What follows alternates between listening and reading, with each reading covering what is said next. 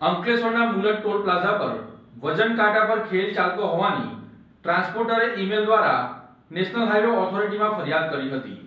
આ ફરિયાદના આધારે નેશનલ હાઈવે ઓથોરિટીના અધિકારીઓએ મુલટ ટોલ પ્લાઝા પર તપાસ હાથ ધરી છે।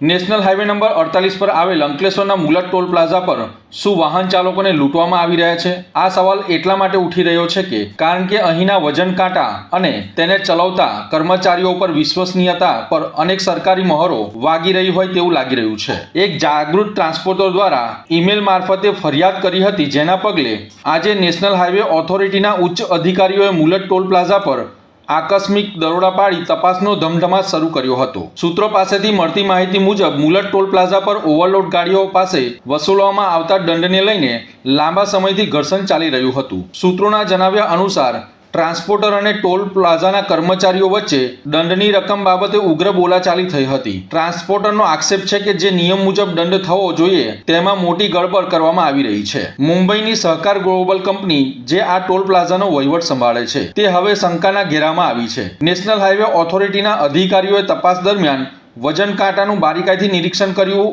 હતું અને કંપની પાસે ટ્રાન્સપોર્ટર સાથે થયેલી ગંભીર બેદરકારી બદલ લેખિતમાં ખુલાસા માંગ્યા છે।